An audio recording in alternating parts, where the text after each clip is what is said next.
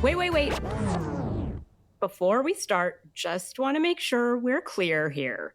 While this podcast talks about sobriety, mental health, and addiction, it is not meant to replace professional medical advice. Welcome to Sisters in Sobriety. I'm Kathleen. And I'm Sonia. And we're ex-sisters-in-law, brought together in marriage and bonded through our sobriety journey. Join us as we talk sobriety, addiction, and everything in between. You're in for quite a ride. And our Substack is buzzing with amazing content, from creative mocktail recipes to insightful courses and reflective exercises. There is something for everyone. Don't miss out. It's a great way to add some extra joy and depth to your journey. Check it out.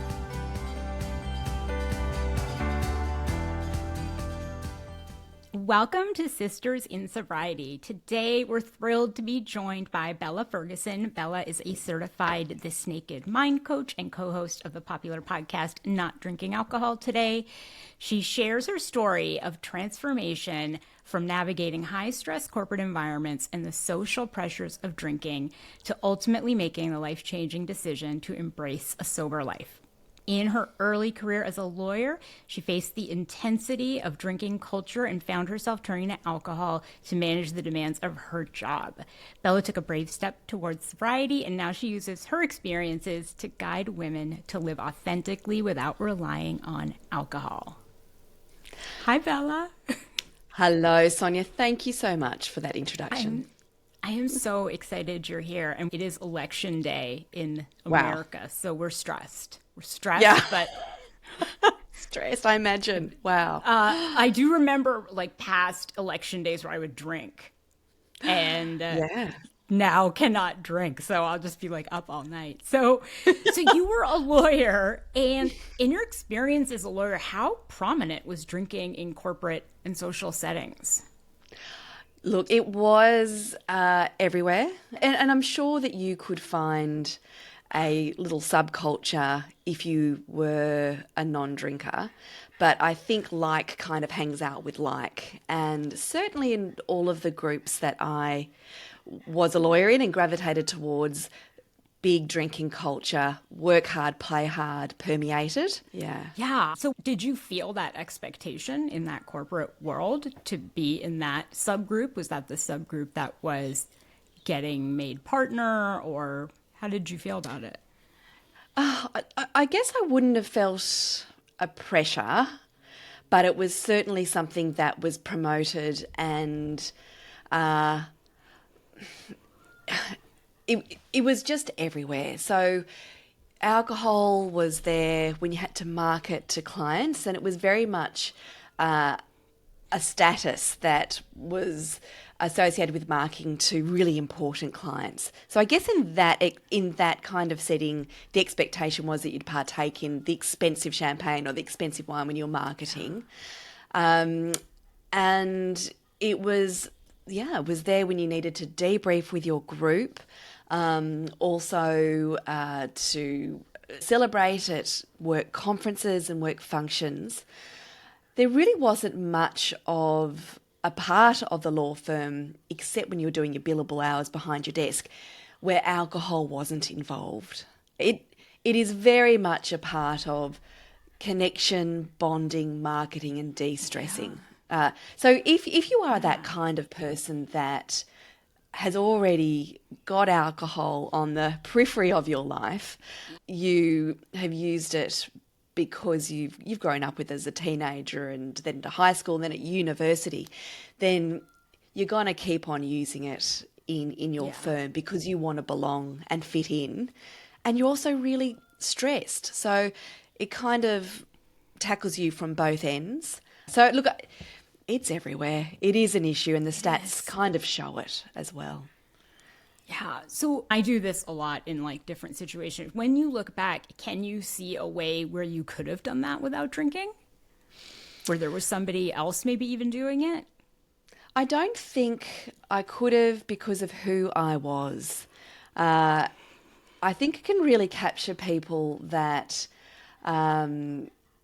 you are diligent and hardworking and smart, But you might have some core issues there that relate to belonging, self-esteem, self-worth, your intelligence, things that develop from your childhood and your teenage years. If you've got that within your personality type already, and then you're thrust into this corporate environment where all of those things come to the fore in the surface when you are highly stressed, then on top of that, if it's culturally promoted and available, you are going to gravitate towards that as your means of self-soothing. And that's exactly what I did. So the only way that pathway wasn't going to play out like the way it did was if the culture in the firm was different.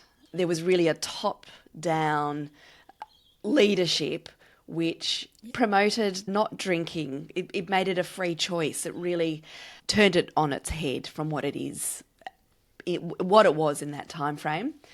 Yeah, it's a hard one to look back and see how would it play out differently, but I think it's a cultural systemic issue. Oh, for sure. Did you see a difference between men and women and how they approached that drinking culture? That's a really good question. I haven't really thought about it in that way. I think in the culture that I was brought up in as a lawyer, men were very much in the leadership, dominated the leadership in terms of numbers. Women were not as represented, but we were slowly getting there. So to be included in that drinking culture, I think as a woman you wanted to be part of the group. You wanted to be at that debriefing table and show that you could keep up with it all. So I guess there was that then added layer of drinking like the men to be included. I think the other layer of it, now that I'm thinking about it, is that women really have it differently in terms of that 35 to 40-year-old bracket when you have earned your stripes and worked your way up to quite senior levels. But then there is a bit of a lifestyle shift if you are thinking about having kids and needing time out. You're juggling then a whole host of extra stresses in your life. So you kind of need to dip out a bit. Everyone manages this differently. I can really only talk from my perspective, but you jump out, you've got maternity leave, you're trying to work out how to keep your foot in that corporate door and to be taken seriously so that when you come back, alcohol then might be creeping in more on the home front. You're then working a bit later trying to juggle the demands of both lives. So drinking can ramp up on two fronts because you're trying to manage the stress, but also you're wanting to connect and fit right back into that law firm socially and at the big end of town. And drinking, if it's still there, is where, it can slowly creep in again on that front as well. Is that what happened to you? Well, I guess it probably did. I was, the way that I describe it, a functional drinker for about 20 years. For a couple of years towards the end, I was then very much in that grey area drinking front, but on the higher end, and grey area drinking in the terms of was drinking beyond more than I wanted to and was taking steps to try and stop, but kept on finding myself back where I was. It was certainly something that crept into my life when I was a lawyer and I had my kids. So the whole ball game just shifted for me then. By then I was a senior associate, really looking towards partnership. And my husband was working extremely long hours as well. And then I had these tiny kids. And I was a stepmom as well to two gorgeous girls. So there were 4 kids at home. And it was hard. It was a hard juggle. And alcohol that was my go-to means because I had no other ways of self-soothing that I really knew about. That was really creeping in at that time. When I then tried to get my career back and work back after my kids, the stress was just incredible. There are 101 plates spinning in the air, and it was just the norm to come back home. My husband would have his bowl of white. I'd have my bowl of red. You'd juggle with the kids. I would often do it myself because he was coming home late. And then I was working again at night.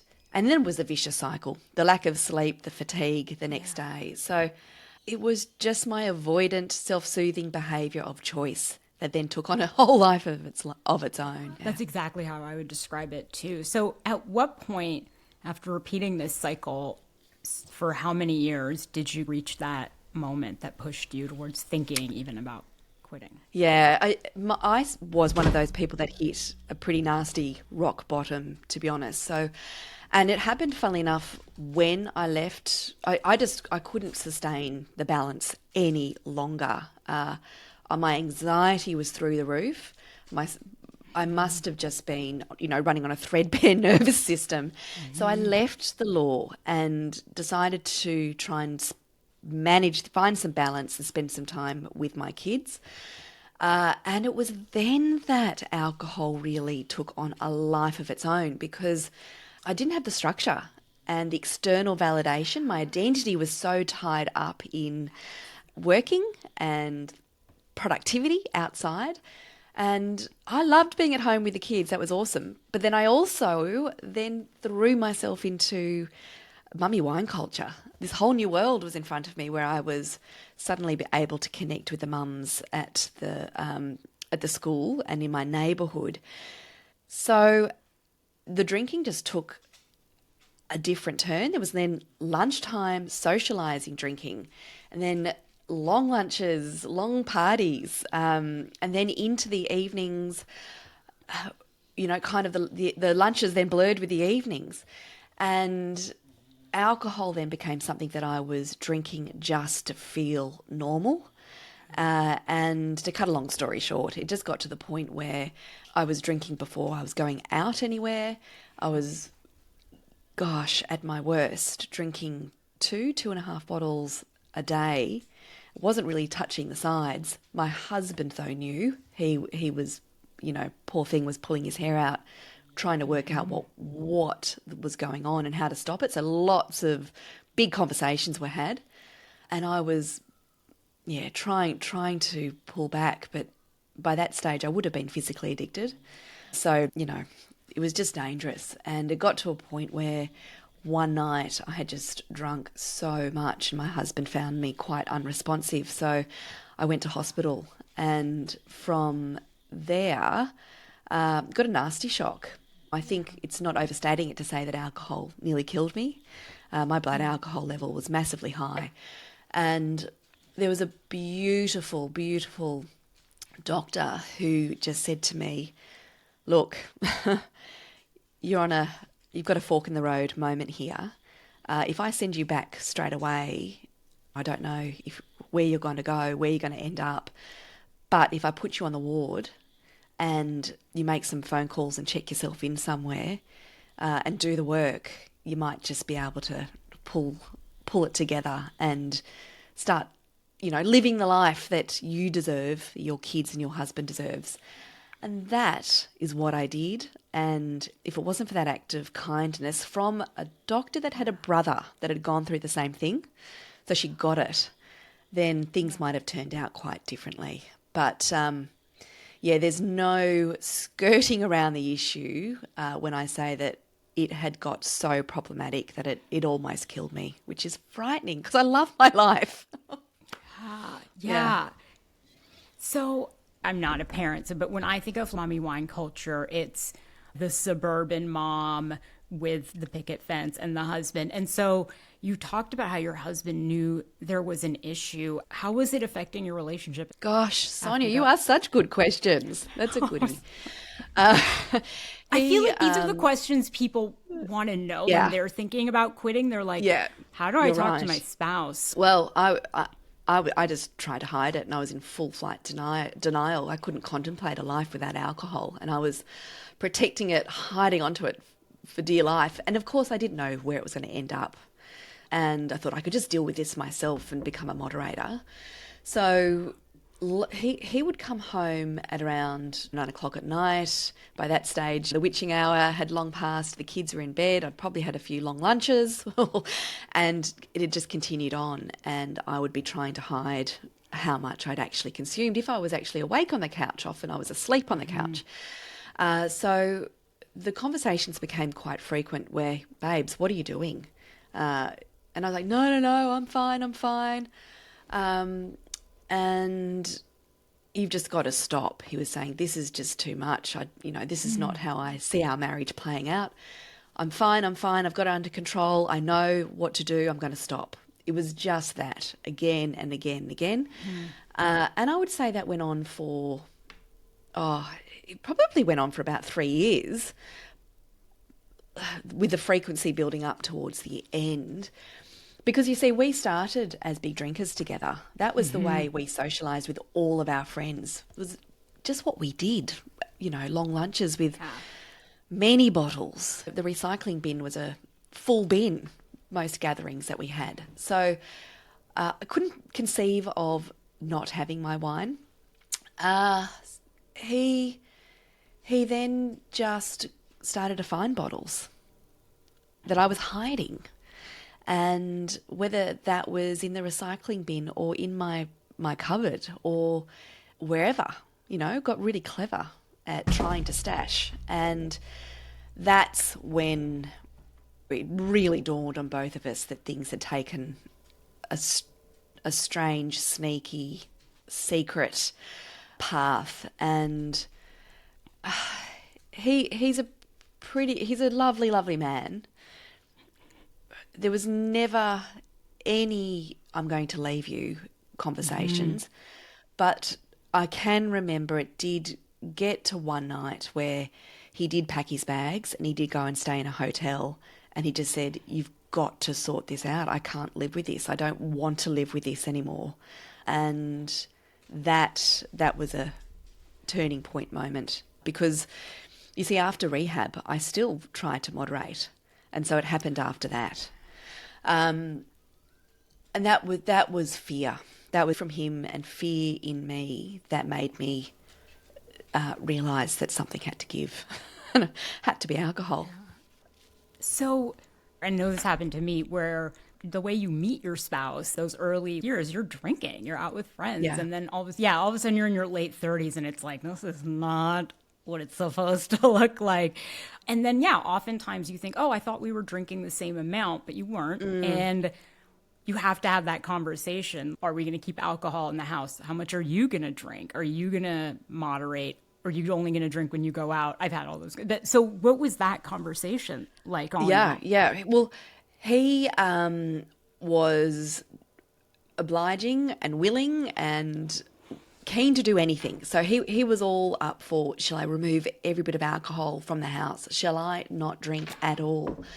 And I didn't want the spotlight on me, because when I came back from the treatment centre, I was just so full of anxiety and that shame. How am I going to integrate back into my life without people thinking that I am just a fool, I'm broken? I wanted to get that self-esteem back, and I didn't want the spotlight on me. So I just said, you do you, please just continue the norm, so as for me not to make it feel so weird. And that's what we did, certainly with some bumps in the road. It was not suddenly, hey, I've gone to rehab and I'm back and life is rosy and look at me now.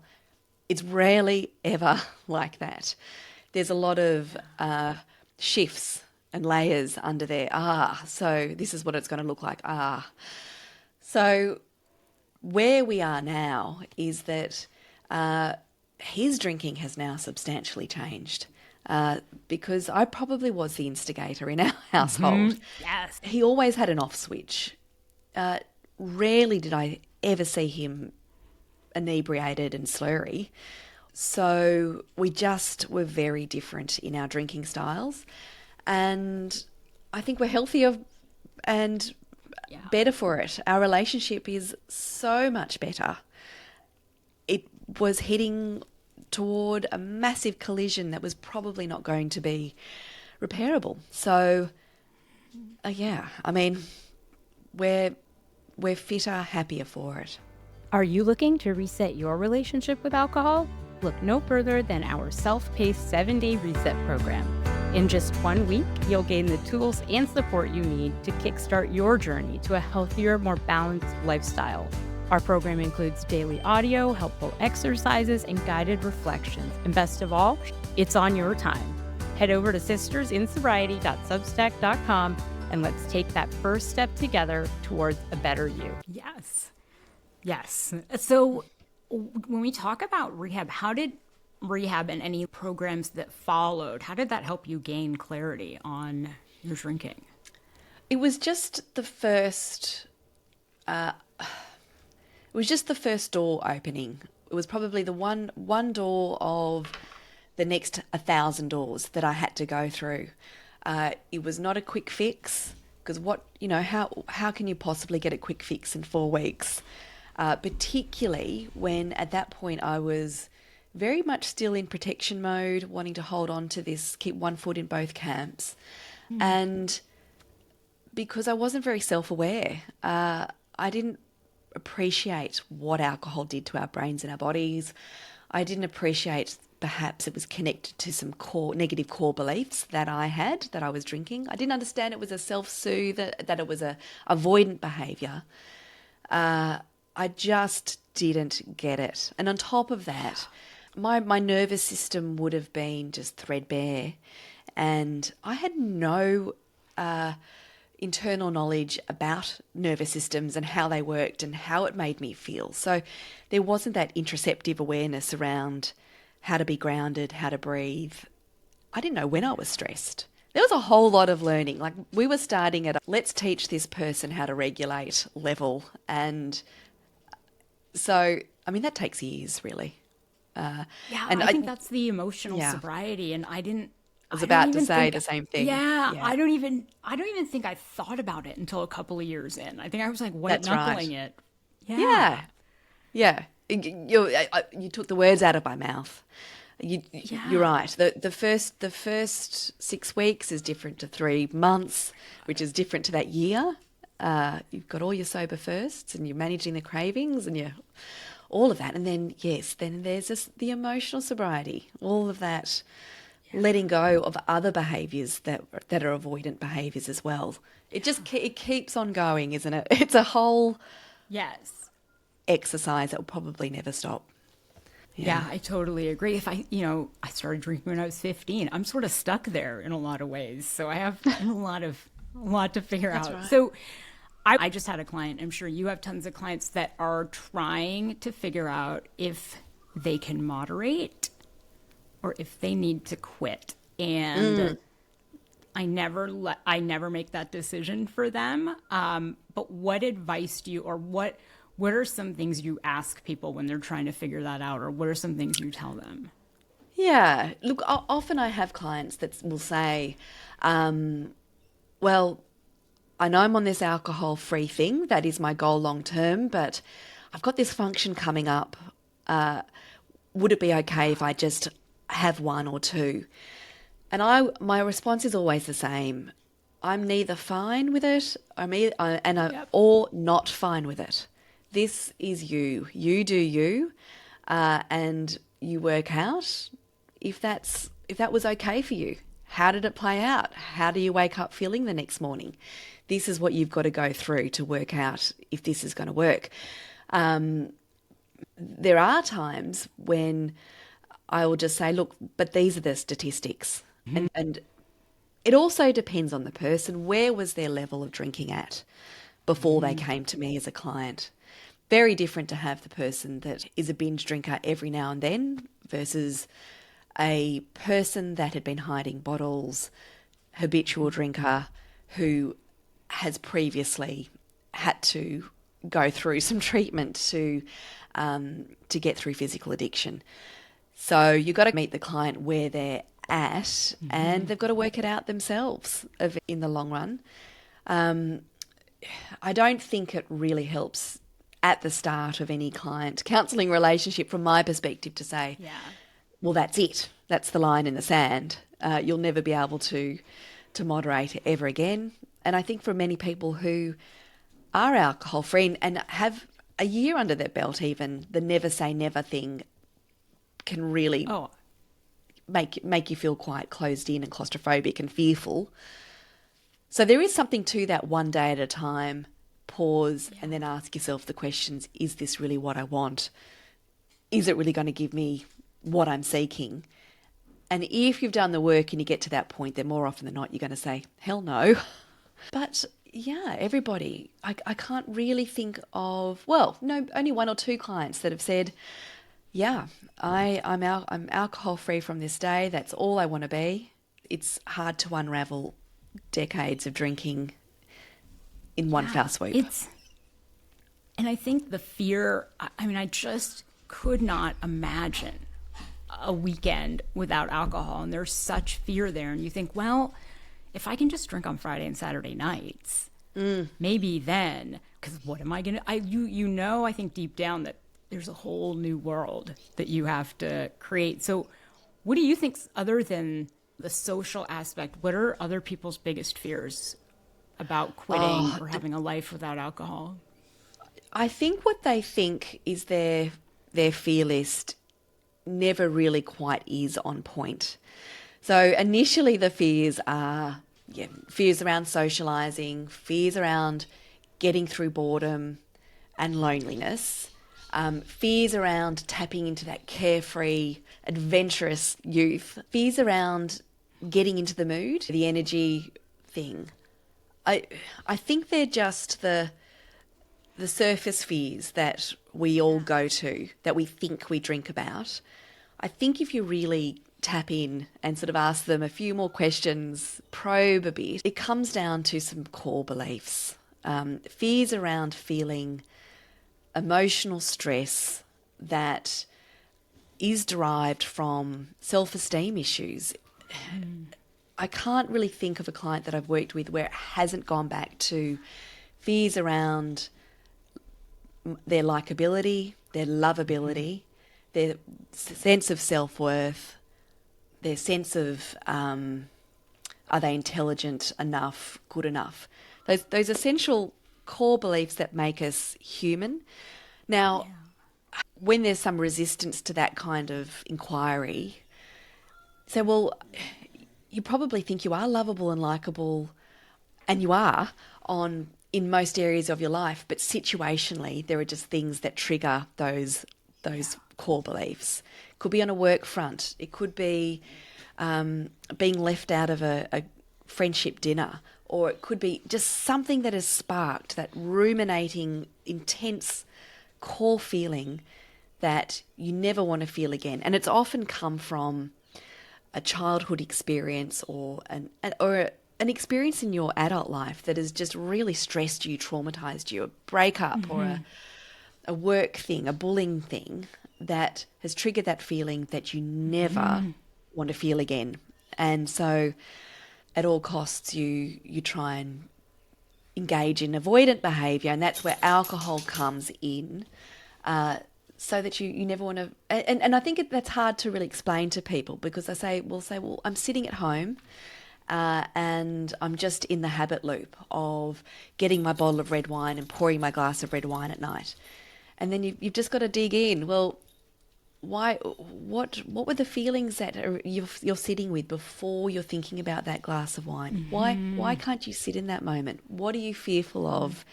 Where's this going to go? Where are your thoughts going if you were to sit in there? And often if you kind of dig, you ask them, well, what then? What then? What do you fear if you just sit with it then? It often comes down to, sorry, that's my dog. It often comes down to, oh, well, I'm fearing that I'm missing out, fearing that I'm unlovable, or I'm feeling like it sitting with yourself home alone can often bring up big feelings you're trying to avoid. And that kind of exercise can play out socially and when you're other people as well. But we're both humans. I think we're complex, but we're also quite basic. We really desire some very core things around our self-esteem to feel connected and loved. And if there's been something in our experience which has challenged that, then there's some wounds there that have yet to heal. And until we process those wounds, it's going to really upset our nervous system. And we're going to drink to try and put the fire out and soothe those feelings. So, yes, I think that I have not met anyone whose core reason was not something around self-esteem, belonging, fitting in, identity. And for sure it was for me. So what I'm thinking, one of the scariest things to me is a group of mommies drinking wine. So what happened to the mummies? What happened? Where are they now? Did you end up staying friends with them? Did you make new mummy friends that didn't drink? How did you navigate that? Oh, yeah. Gosh.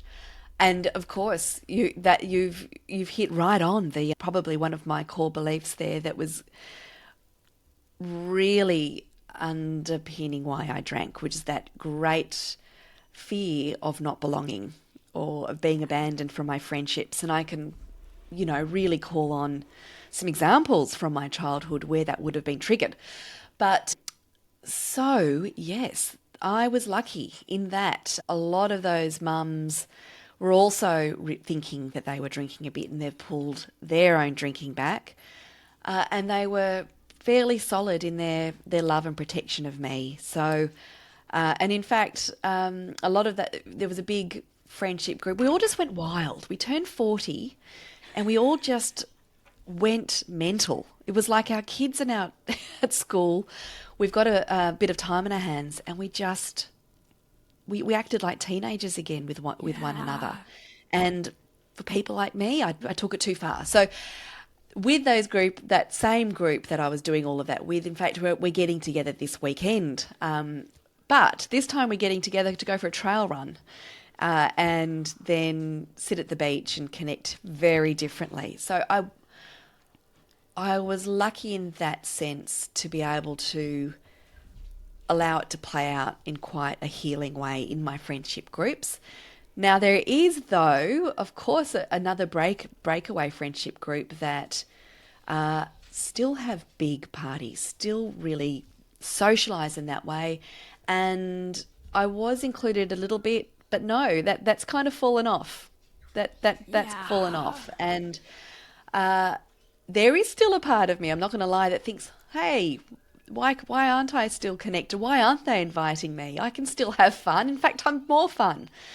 But if I really was to sit with that and journal it out and reframe it, I'm a bit grateful that I'm not because, the conversations are repetitive. You often get stuck with that alcohol bill at the lunch. It's so not I as live fun. in a small town in Pennsylvania, and it's pretty like you are on that. Sorry, you are in the state. You are in the election I'm in the state. That's So it's a cut in. small town. No, and it's pretty heavy drinking. It's mostly people, like a lot of them are retired, and they have a lot of parties. And so I went to a New Year's Eve party. Started like around 9, and so it was progressive. It went from one house to the next to the next. So we get to the third yes, house. I remember those. Oh my God. Yeah. And I think, oh, look at me just killing it with my phony Negronis. Like I'm crushing this party. By the time we get to the third house, people are trashed. And I walk in and one of my neighbors mistakes me for the only other Indian girl at the party. And I think he was like, hey, Wow. how you doing, Anita? And I was like, you've got to be kidding me. And I thought, Oh dear. I'm gonna exit before you say something else, and I have to see you tomorrow. And it was sort of the vibe of the party. Like people they were drunk to the point where they were gonna say things that were offensive or they didn't remember. And so I got home at like 11:15 on New Year's Eve, and I'd never been happier. And actually, it's so funny. I saw that guy today when I was voting. But voting booth. I saw him today, and I was like, "Hey, Bill." Who do you think I am today? Like, Yeah, you remember those things, don't you? Yes. Yes. Yeah. I mean, Yeah. It really lands because perhaps, I don't know about you, Sonia, you probably had it together a hell of a lot better than I did. But I was an idiot. I was that last one on the dance floor with a cigarette in my hand. No, as a I was the one saying to like my husband's friends' wives, like, I heard he's cheating on you. oh, yes. My ex-husband now, and he would be like, what did you Oh, yeah. I've had a or I few would of those ask people, conversations. I keep asking people if they had cocaine. Yeah. Just go Yeah. around and Yeah. do you have any Yeah. cocaine? You got any cocaine? Anybody have any Let's keep this cocaine? Like going. it Let's was keep this going. so And embarrassing. it is. It is. And it kind of comes from that desire to, I think, and I'm not justifying it, but you want the party, you want the connections to go deeper. You really want to you want, it, Yeah. the desire is to connect and you think you want it to continue. You want this party to keep going. So, Yeah. And it just goes exactly the wrong way. Yeah. yeah. So that night I get home on New Year's Eve and I have these go-to like self-care things or things I know I'm gonna do when shit goes south. And so one of them is I know I always have a show I'm gonna be watching on Netflix and I always have like ice cream in the fridge and I always have mocktails and popcorn. And so those are my like low level self-care. So get home from a crappy cocktail party and I'm like, I'm gonna watch Bridgerton and like eat mint chocolate chip. What are some of your self-care? Oh, I like yours. Your household sounds very cozy and lovely. That's I the live party I alone. want to be at. I want to be in my You can only pajamas with do that. popcorn watching Netflix. You can only do that when you're a single 46-year-old woman. Yes, yes. I think exercise at all costs in my it just has to be 5 to 6 days a week of a pretty varied, fun routine. I need my sneakers, and I think my mood just hits a bit of a low, and that's probably part of it because I think alcohol was that searching out for dopamine. So exercise has to be there, and really good nutritious food. It just in an easy way. I'm meal prep, and it's healthy, and it's we've got this meal plan system. It's called Marley Spoon. You still cook it. Oh, we have Marley Spoon. Yeah, that's just works for me in my household. I wish I could say I've got a pretty consistent grounding meditation practice, but I don't. But it's there, and I'm trying to bring it into my life. So a 7-minute gratitude meditation. But what I have become a whole lot better at is just knowing when I am activated. So I'm a big fan of Jolene Park and her approach of the bottom up.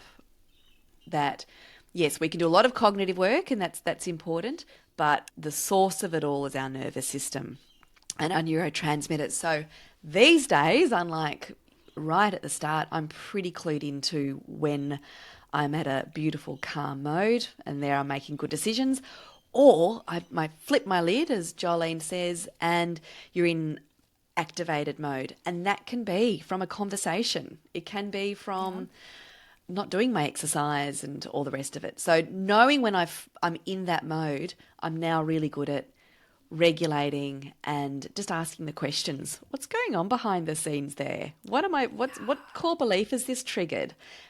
And it's usually a core belief around connection and, all of those things we've spoken about. I also know that I've got that ability to kind of drill down into work and go down a rabbit hole. So I've got a very important reminder to myself that I need to pull out and connect with a friend a day. So once I do that, if I keep that routine, all things seems to be going pretty nicely and is pretty balanced. It's not always the case though. We sort of ebbs and flows, and I think it can be the case with a lot of drinkers, ex-drinkers, that you tend to be all or nothing people. You're all on a nice healthy self-care routine, or you're not. You're in bed with salt and vinegar chips and Tim Tams and Netflix. And don't get me wrong, I do that. I hit those moments where I find myself at the shops getting my chips and my Tim Tams, and all I want is to watch is whatever show it is at the moment. I've always got a lot on the boil. And I think that's an indicator for me. That's a real indicator that something's off balance Yeah. and a bit of a red flag to go easy. Do it. Have the Tim Yeah. Tams, but knowing that the next morning I always wake up feeling shit and it's time to get the sneakers back on. So that's Yeah. the routine. There's no quick fixes. It's just keeping things in balance, I think. I think it's so important. I think a lot of us ex drinkers have this tendency to isolate when we're going through a tough time. And so Yeah. making yourself reach out to a friend, like I make myself do it. I really do. I force when I can feel that I'm spiraling a bit and like things are Yeah. going around in my head, I reach out to somebody and talk it through. And it's like, oh my God, what was I? Yeah. And I think that's even if it's not, it doesn't have to be a sober friend. For me, it's like my sister in laws. And like, yeah, I feel it's so important to have that Yeah. and have a plan. Yeah, it really is. And I think you've hit on it there. The withdrawing, the avoiding, self-soothing in other ways.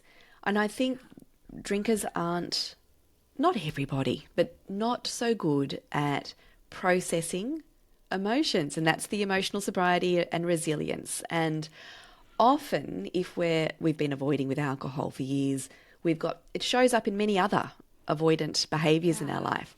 People pleasing, scrolling, emotional eating, the sugar, trying to control outcomes, trying to, because you're wanting to keep the peace, make everybody happy, or perfectionistic behavior. So all of those, they're signs that, and if you're a drinker that self-soothed, you're often ticking the box on many of those other things as well. So it's good to become aware of that because there's things you're not processing that you just need to learn the skills.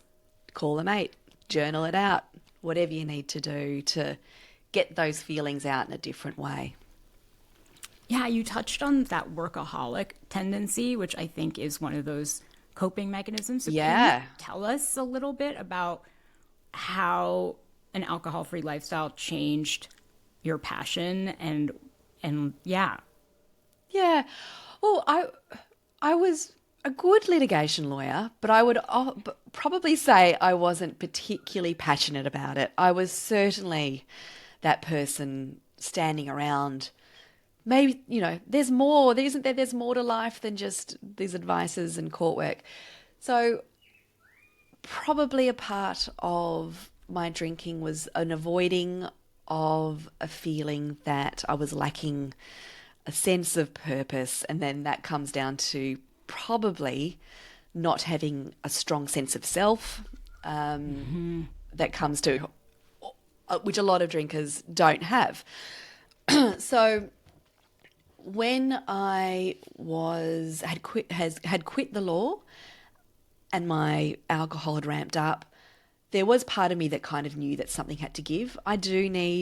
We all need structure and a bit of external validation outside of my family structure. So I did see a career counsellor, and it was the best thing I did because this is before I'd hit that rock bottom. She said, you're just ticking all the boxes. They do all those questionnaire things. I love it. And counsellor was a career that came up there, and it kind of worked. I thought, yes, I could do that and work from home and look after the kids. Yeah. So the seed was planted, and when I was in the treatment centre, I started studying to become a counsellor. And this was well before I studied under Annie Grace and Jolene Park. Yeah. But that really, really lit the fire. And I think in hindsight, because it was teaching me about self-esteem and confidence. I was trying to heal myself and work out where was this identity that I was looking for. We all sort of do that. And I have no doubt I transferred my avoidant behaviours into studying. That then became what I threw my attention into. But at least it was a healthier version. But yeah, being on the other side of that problematic tug of war with alcohol has just enabled me to work in a career that means a lot to me and really fulfills me. It's connects with my purpose, allows me to continue on studying, and is manageable in my life, so I can still keep the balance on other sections. Like I couldn't do that with law. It was just 100% law. But here there's a balance. So touch wood, it all continues kind of working. I can still learn. There's always things to learn in this sphere of counselling.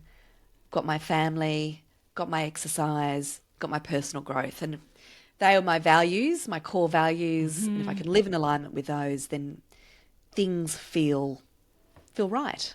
And when things are out of balance, that's when we have that internal friction that we soothe with. So if I can keep it feeling good, then I'm a happy lady. I think that's a great spot to finish. So can you tell us what is new and what is on the horizon for you? Oh, well, thank you, Sonia. Well, the two things that I do, I run 6 weeks alcohol-free challenges in small groups of women. So what are we now? I'm the 6th of November, but you might still be the 5th, I imagine. Yes, are you it's the 5th of November? Yeah. So we're day 6 of our November alcohol-free challenge, and that is my passion. That's one of my favourite bits of my counselling practice at the moment. Next one's in February, and I have a 6-week alcohol-free course that's solely online and self-paced. So that's the online version, and my challenges are the live version, the face-to-face version. Yeah. And they're the things I love. I'm always improving and tinkering with it as I learn more. That sounds amazing. We will link to all of that in our show notes. And thank you so much for being here, Bella. Oh, thank you. And Sonia, just for asking the good questions, getting in there. It's wonderful. It's always food for thought. Allowed me to think about things I haven't thought about for a while. So thank you. It's been a lovely, lovely hour. And thank you for listening to Sisters in Sobriety, and we'll see you next week. This was Sisters in Sobriety. Thank you for listening and being with us today. If you want to learn more about sobriety and meet your community, find us at sistersinsobriety.substack.com. Are you a sister in sobriety? Then reach out on social media. We'd love to hear from you. If you're feeling generous, leave us 5 stars and a review and follow us wherever you listen. You'll never miss an episode. Until next time.